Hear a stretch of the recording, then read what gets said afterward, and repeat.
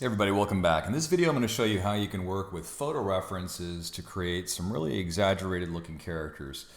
So this particular photo reference is by a company called bodiesinmotion.photo. They have amazing references, absolutely awesome. And what's really cool is not only do they have great references that you can look at, but they will also show you expressions from multiple angles. So let me just go ahead and quickly just give you a rundown. So here are a few different versions of the same expression, but from different angles. I really love this site. They're not a sponsor or anything, but I just thought I'd go ahead and give them a plug. So here's the tip. So we've got this good reference here that we can work with, and let's just go ahead and select the eyes. We can play with proportions with our photo reference to create some very interesting characters. I'll hit Command J to make a copy of the eyes. I can just move those eyes down and have a character that looks more like the Incredible Hulk. I can just go ahead and bring the eyes in a little bit closer too. So you can kind of chop up bodies and really play with exaggeration. I'll just do this with the lips. Command J, and I'll make the mouth a little bit bigger and move it up.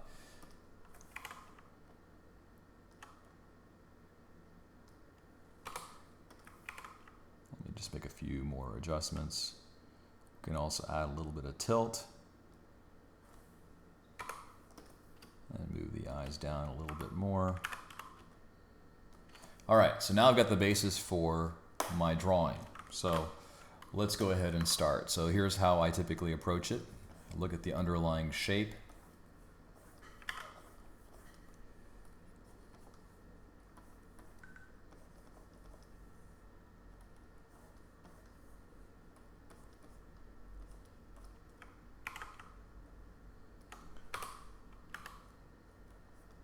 You want to scale to make it comfortable for you to look at the whole image. So I've already kind of decided here that this is going to be more like an Incredible Hulk type character. So if we look at the way the proportions are, we're going to determine the location of the ears. Let's create a straight line here. This is where I'm going to place the ears.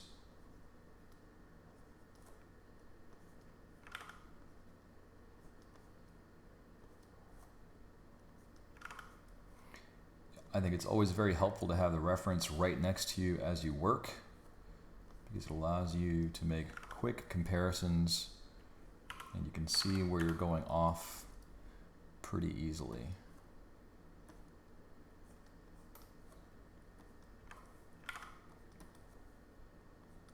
Later on we'll do a flip so that we can actually check to see that our references are not getting distorted.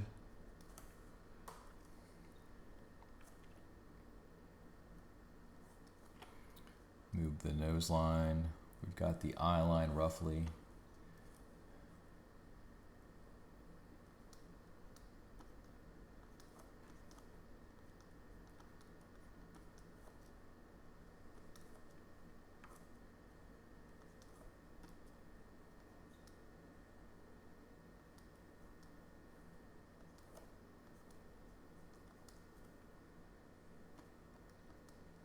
Remember, the eyes are spherical.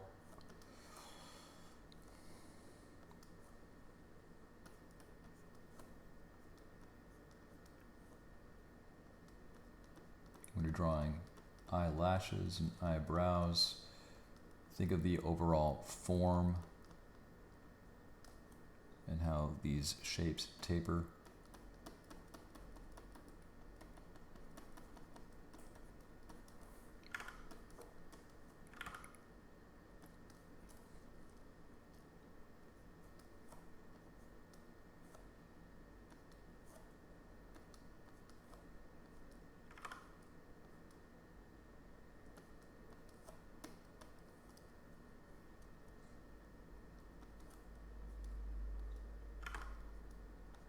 Great way to develop new characters, especially if you're feeling somewhat creatively uninspired.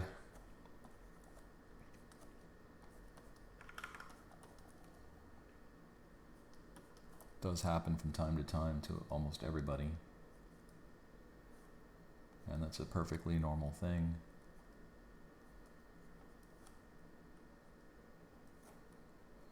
There's also a gap when you open your mouth or you make like a grin or you're clenching your teeth. You will notice that your teeth are actually curved.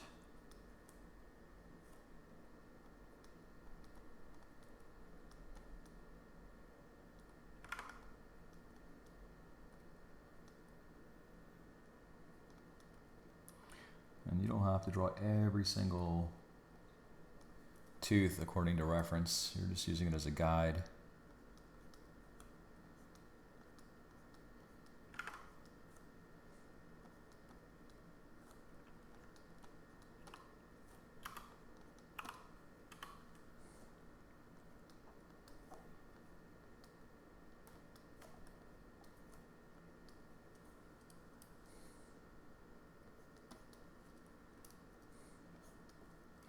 Now, how do you draw hair? Well, in this particular case, if I'm looking at this person's hair, I'm going to first of all identify where I think the hair partitions occur. There are three basic areas in this case here. We've got the side, and then we've got the top. Top is actually going to have more volume. In other words, the hair is thicker and there's more of it at the top. And what you're also looking for here is you're looking to see the direction of the hair. And so in this case, we're seeing that the hair has this kind of a swooping type effect.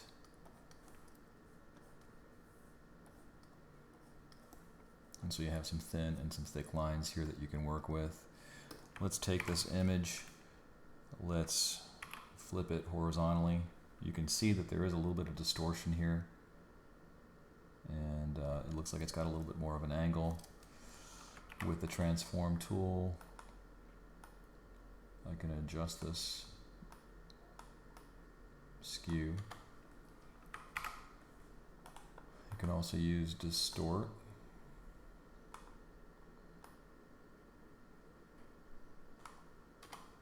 If I wanted to make that head wider, I can also do that too by just holding down the shift key, and I can just play with that. Looks like it needs a little bit more adjustment.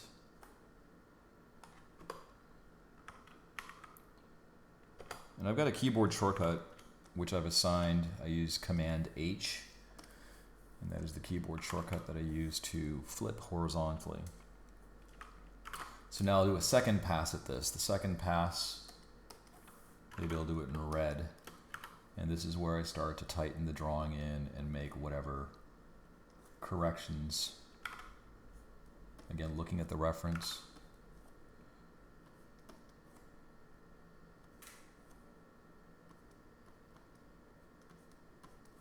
Thinking about volume, the dimension of various objects.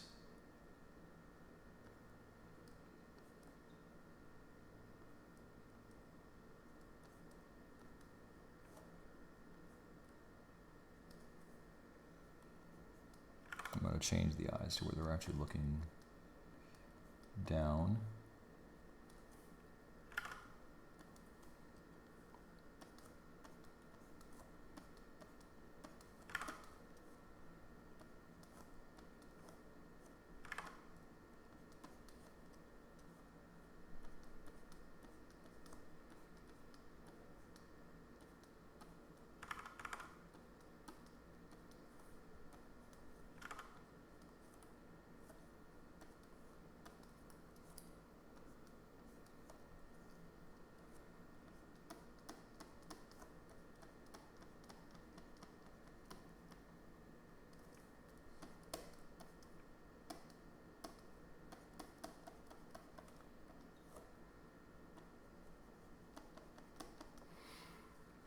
His eyebrows taper.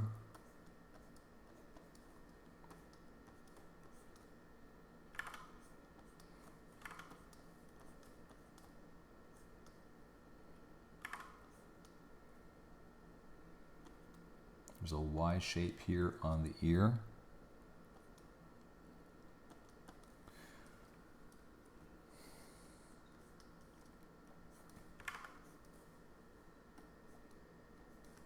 And, you know, it really depends upon the kind of feel that I'm going for here. If I'm going for something that's more like a comic book,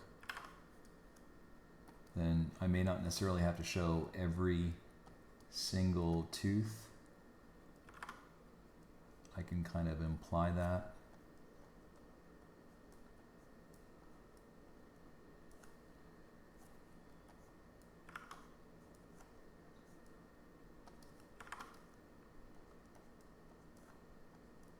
It really depends on what you're trying to emphasize or exaggerate.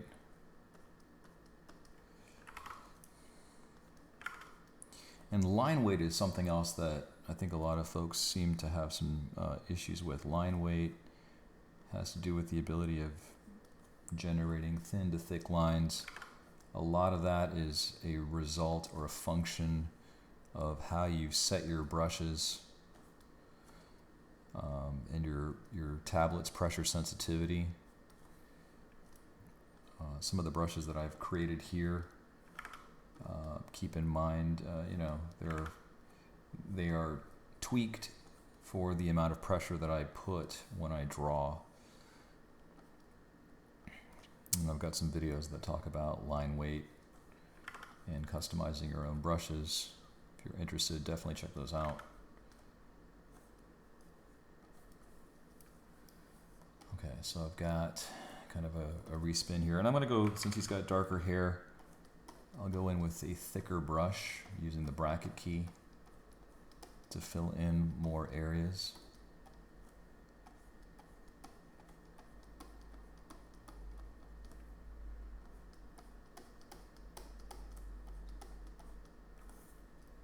Now I can turn off the underdrawing.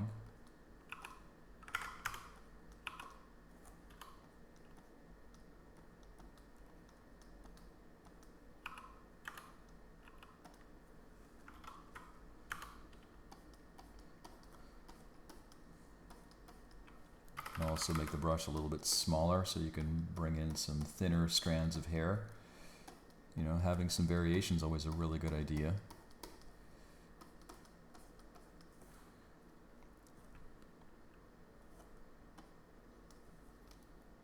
And we're going to indicate the areas that are not receiving light.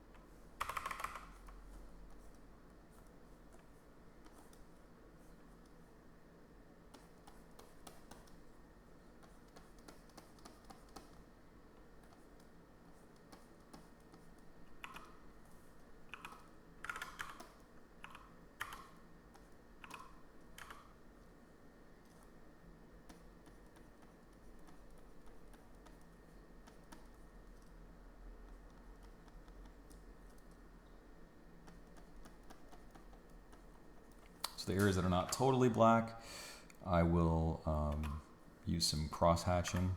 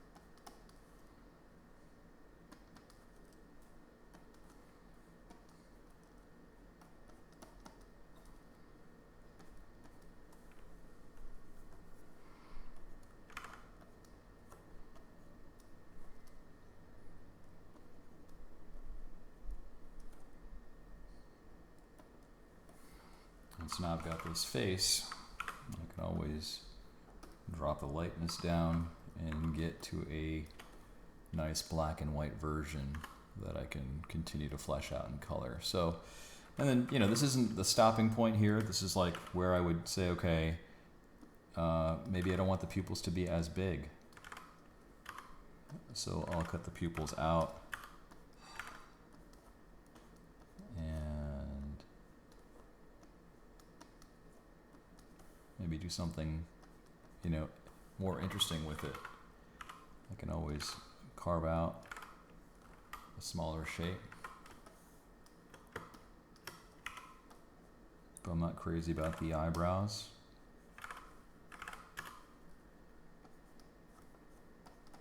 I can stylize it a little bit.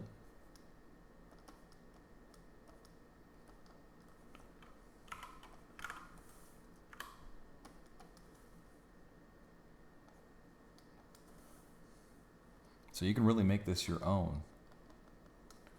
You're not at the mercy of having to, you know, follow the reference exactly if you're developing characters that are unique.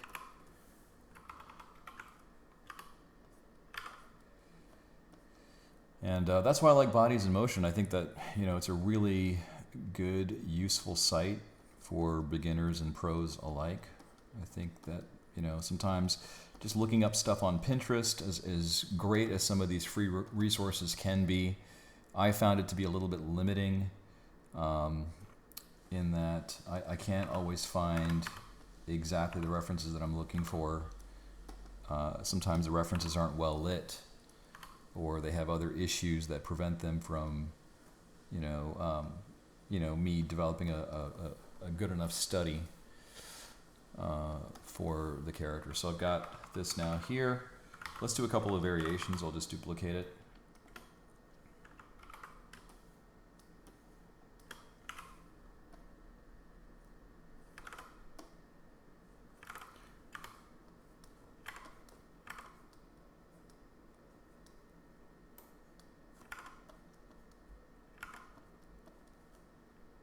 We kind of go really comic booky.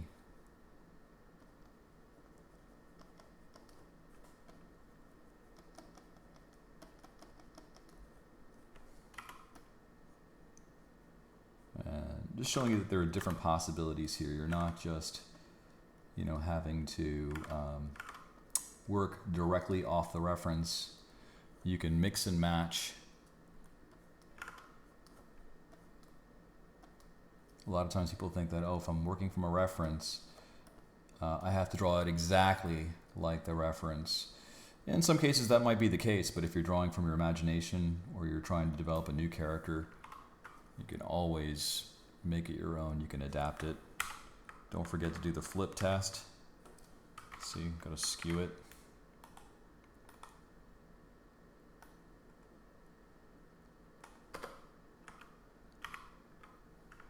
And then you can correct and fix the biases that you might have within your drawing. So, pretty cool thing to go ahead and try out. You know, if you get a chance, you can always cut apart your references. You can rework them. You can scale them up and down.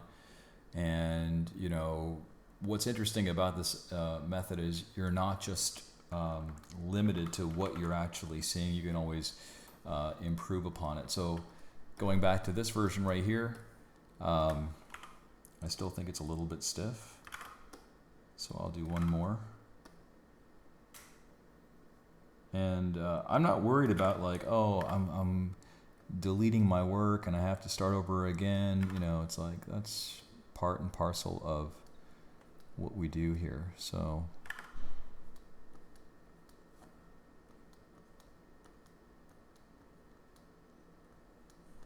the goal here is to develop something that's going to look dynamic and interesting and fun and, you know, not just about having a stiff copy of the reference.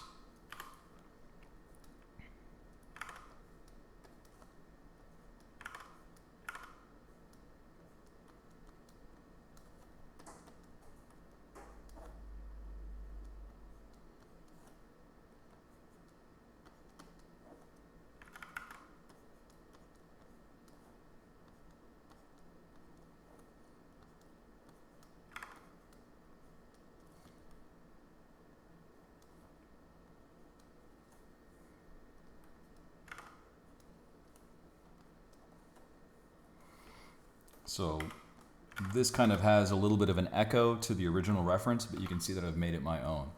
So I hope you found this video to be useful. Thanks so much for watching. Almost close to 400 subscribers. I do thank you for your support, and I thank you for your comments and feedback. If you found this video to be helpful, definitely give it a like and drop me a note and let me know what you would like to see in an upcoming video. All right, thanks so much for watching. I'll see you in the next one.